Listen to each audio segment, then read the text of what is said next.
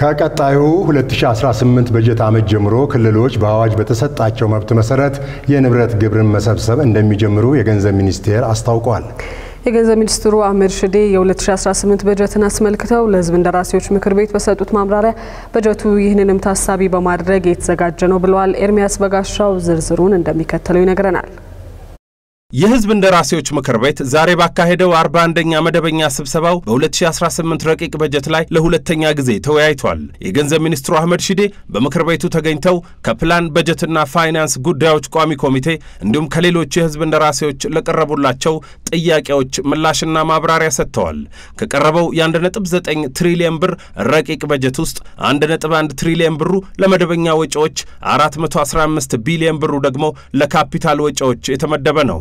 ቋሚ ኮሚቴውም ሆነ ሌሎች የሕዝብ እንደራሴዎች ካቀረቧቸው ጥያቄዎች አንደኛውም ለካፒታል ወይም ለመሰረተ ልማት ግንባታ የተመደበው በጀት ማነስና ለመደበኛ ወይም ለስራ ማስኬጃ የተመደበው በጀት የበዛ ነው የሚለው ይገኝበታል። ሚኒስትሩ ለመደበኛ ወጪዎች የተመደበው ግማሹ ለዕዳ ክፍያ የተመደበ ነው በማለት እንዲህ አብራርተዋቸዋል። ከአጠቃላይ የፌደራል መደበኛ በጀት ውስጥ ከግማሽ በላይ የሚሆነው መደበኛ በጀት ተብሎ የቀረበው የዕዳ ክፍያ ነው። የዕዳ ክፍያና ማህበራዊ ድጎማዎች ናቸው። ያ ማለት ግን ባለፉት 2 ዓመታት ደግሞ ኢንተሪም ዴት ሰስፔንሽን ነበረ። ምን ማለት ነው? ድርድሩ እስኪካሄድ ድረስ ማንከፍላቸው ብድሮች ነበሩ፣ በተለይ ባይላተራሎች። አሁን ድርድሩ አልቆ ስለምንፈርም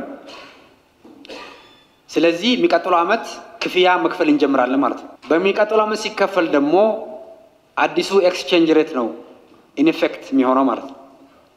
ስለዚህ ምንም እንኳን ብድሩ የተሸጋሸገ ቢሆንም በኤክስቼንጅ ሬት ለውጡ ምክንያት በብር የምንከፍለው መጠን ይጨምራል፣ በዶላር ቢቀንስም።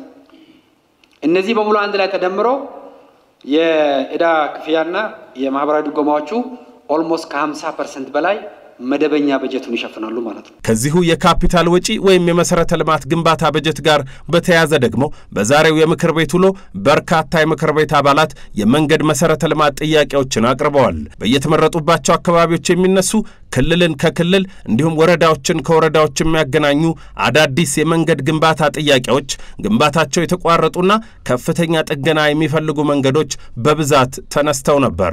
ከአሁን በኋላ አዲስ መንገድ እንዴት ነው የሚመረጠው? እንዴት ነው የሚደገፈው? በምን ክራይቴሪያ ነው የሚወጣው የሚለው ጥናት የተሰራ ነው ያለው። የፌደራል መንግስት የመንገድ የመስራት ኃላፊነት የሮድ ክላሲፊኬሽን መርህን ተከትሎ የሆነ አዋጅም የተዘጋጀ ያለበት ሁኔታ ነው ያለው። ተቀባይነት ካገኘ ለወደፊት ለምክር ቤቱ የሚቀርብ ይሆናል።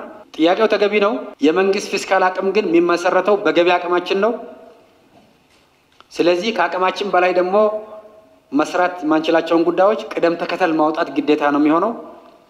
ስለዚህ የተተከለም ቢሆን በበጀት የተተከለም ቢሆን ወደ ስራ ለመግባት የሚኖረው ፍጥነት ይሄንን ቅድም ያቀረብኩትን ጥናት መሰረት አድርጎ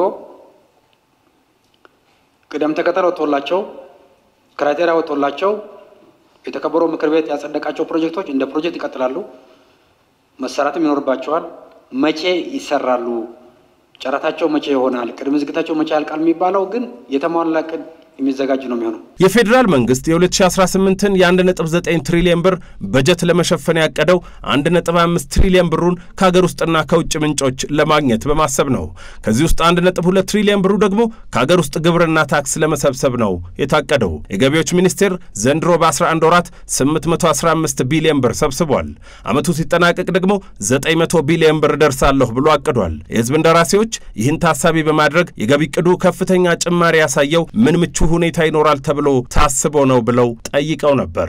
የተቀመጠው የታክስ እቅድ አሁንም ካለን የኢኮኖሚ አቅም አንፃር መሰብሰብ የሚቻል መሆኑን የሚመለከታቸው መስሪያ ቤቶች ከፖሊሲ አንፃርም ከታክስ ከመሰብሰብ አንፃርም ከከስተምም ከገቢዎችም በጋራ ግብረ ኃይሉ በደንብ ታይቶ በዝርዝር ተፈትሾ አሁን በተለይ ዘንድሮ ካሳካነው አንፃር በቂ መነቃቃትም ስላለ ማሳካት እንችላለን ለሚናለው። ይሄኛው አንደኛ የፕሮፐርቲ ታክሱ አለበት። ፕሮፐርቲ ታክስ ክልሎች ዘንድ የሚቀጥለው ዓመት ወደ ሙሉ ትግበራ ይገባሉ። ሞዴል ህጎችን እያዘጋጀን ነው፣ እንልክላቸዋለን። አንዳንድ ክልሎች ቀደም ብሎ መጀመሩ አሉ። ስለዚህ ይሄ ታክስ ቱ ጂዲፒ ሬሾ ኢኮኖሚ ዋይድ ነው፣ አጠቃላይ ኢኮኖሚ ነው። ክልሎችም ጭምር የሚሰበስቡት ፌደራልም ጭምር የሚሰበስበው ስለሆነ ልናሳካ የምንችለው ታክስ ቱ ጂዲፒ ሬሾ በፌደራል መንግስት ደረጃ የሚሰበሰበውን በደንብ በጥናት ላይ የተመሰረተና ያው የምክር ቤቱም ክትትልና ድጋፍ ይፈልጋል። በቀድሞ በደቡብ ብሔር ብሔረሰቦችና ህዝቦች ክልል ውስጥ የነበሩትና አሁን ሲዳማ፣ ደቡብ ኢትዮጵያ፣ ማዕከላዊ ኢትዮጵያና ደቡብ ምዕራብ ኢትዮጵያ በተሰኙ ክልሎች የተዋቀሩት የአዳዲሶቹ ክልሎች የበጀት ጉዳይ አንዱ የዛሬው መድረክ መነጋገሪያ ነበር። በእነዚህ ክልሎች የመንግስት ሰራተኞች ለወራት ደሞዝ ሳይከፈላቸው ይዘገያል። አንዳንዶቹ ክልሎች በማዳበሪያና በሌሎች ዕዳዎች ተዘፍቀዋል። አንዳንዶቹ ደግሞ ከሚቀጥለው ዓመት ጭምር እየተበደሩ ነው ስራዎችን የሚያከናውኑት። የገንዘብ ሚኒስትሩ አህመድ ሺዴ የክልሎቹ ጉዳይ በፌደራል መንግስት ትኩረት ተሰጥቶ እየታየ መሆኑን በመጥቀስ አንዳንዶቹ ክልሎች ተስፋ በሚሰጥ ሁኔታ ከችግር እየወጡ ነው በማለት ያለባቸውን ችግር በዚህ መልኩ ገልጸውታል። የመዋቅራቸው በጣም ከሁሉም ክልል ለየት ባለ መልኩ ጥቅጥቅ ያለ ሰራተኛ ነው ያላቸው። በአንድ የሥራ መደብ 10 ሰው 6 ሰው እና ይሄንንም ሐቅን መናገር ጥሩ ነው የሚሆነው። ስለዚህ መዋቅራቸውን በከፍተኛ ደረጃ አሳብጠውታል። መዋቅር ማሳበጥ ብቻ አይደለም፣ በአንድ የሥራ መደብ ቱ መኒ ሰራተኛ ተቀጥሯል በነበሩ ሁኔታዎች ማለት ነው።